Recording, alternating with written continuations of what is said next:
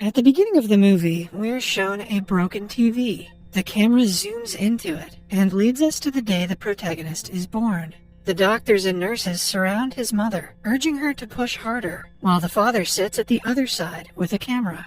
He believes that he is going to capture a beautiful moment, but what happens next makes him put the camera away in confusion.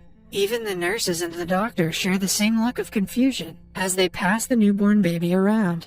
When the mother gets to hold her baby, she doesn't know what to think of it because the newborn has a camera for a face. He involuntarily records the birth from the other side, as a normal camera would.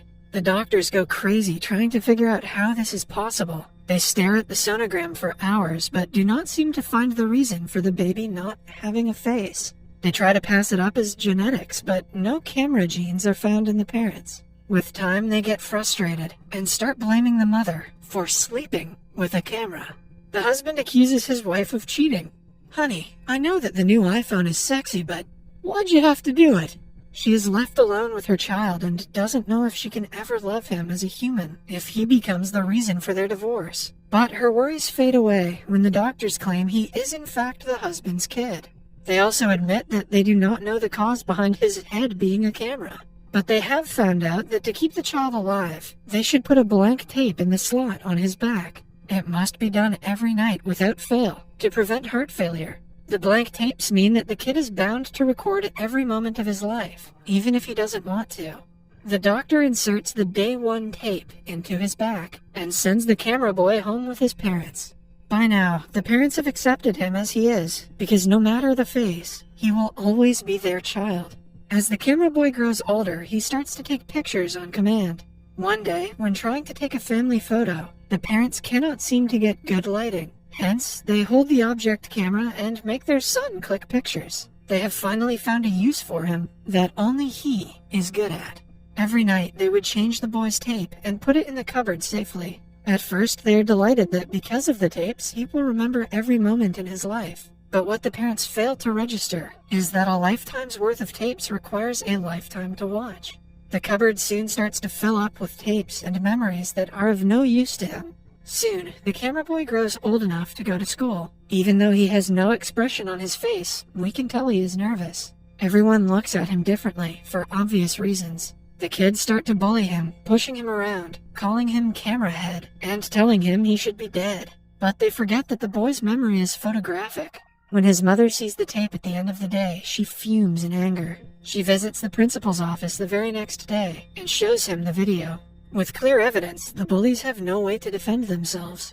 They are punished for their actions, and starting that day, they stop bothering the camera boy. However, they move on to bullying another kid, calling him fat and telling him to kill himself. The camera boy watches them in fear, unknowingly recording them. The tape yet again makes it to the principal's office, and the bullies are taught a lesson. As time goes by and the camera boy learns to socialize, he makes a lot of friends. His uniqueness attracts people towards him, but with the attention also comes drawbacks. His friends, even the closest ones, often treat him like he is only a camera. Soon, like any normal teenager, the camera boy falls in love with a beautiful girl. They go on dinner dates, talk about different things, and seem to get along well. Until one day, when they are in bed and things start to get steamy. The camera boy tries undressing her, but she suddenly realizes that he is filming everything. She pushes him away, calling him a pervert for something he has no control over. The boy offers to put a lens cap on, but the girl asks him to get out of her room. She never talks to him again, leaving him heartbroken. He starts to think that he will never find true love because of his face. Starting that day, his life goes downhill. He is never let inside a movie hall because of the no-camera policy. Moreover, his father throws the house TV away because the boy watching it would be considered piracy. He gets depressed and refuses to go outside, but even at home he has nothing to do. He starts to get bored and lonely, cursing his fate for making him unique. That is, until one day, when his life changes. While walking down a road, he comes across a girl. Weirdly enough, her face is unfocused from his point of view. He tries moving his lenses in different positions, but cannot seem to see her features. He doesn't know the reason for the weird phenomenon, but it doesn't bother him. The girl becomes his friend, and with time, they fall in love. Since he cannot see her face, she doesn't mind getting naked in front of him. It is almost as if God sensed he was depressed and sent her just for him. The two have been dating for quite some time when one day a man approaches them. He turns out to be a producer who wants to make a show out of the camera boy's life. He wants the boy to hand in all of the tapes that he has filmed until now so they can create a several episode show with less budget. Handing in all the tapes means that they should give up the tapes of them making love. The couple is reluctant at first, but they agree to be a part of it when given a briefcase full of money. The show hits the air and instantly becomes a success. The couple gains millions of fans in only a few days. They turn into celebrities and are swarmed by paparazzi everywhere they go. With the money, they buy a brand new house together. As the show's popularity increases, the camera boy is given his own channel where people would have to pay to see his life on live television. He soon asks his girlfriend to be his wife. That part of their life is also broadcast live to the world. They have no privacy at all, but it is the least of their concerns because the show's ratings skyrocket after he proposes to her.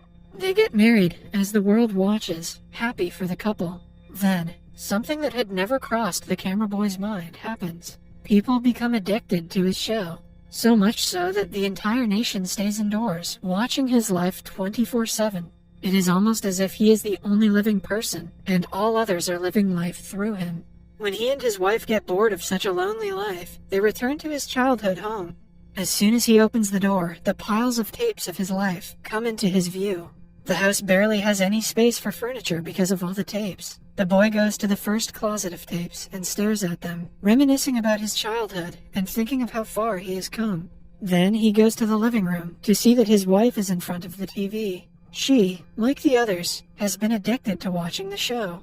He tries to switch the TV off, but nothing happens. He calls the wife, trying to wake her up, but she remains staring at the television. The boy sheds a single tear and finally realizes that the only way to wake up the entire country is to stop live streaming the show. So, he brings out the first tape of his life that was ever recorded. He plays the tape on TV while in the bathtub. People who are watching the live stream also get to witness his birth through the video. Everyone holds their breath as the boy puts the TV into the tub, electrocuting himself. He dies while watching the video of his own birth. The live show finally ends with his death, and people register how obsessed they have become. They go out and enjoy their lives like they did before the show. His wife is at a park, heartbroken by his death, yet she is happy that people, including herself, have come back to their senses. The movie ends as she watches a man and his kids playing in the park and taking a picture together. The camera reminds her of her late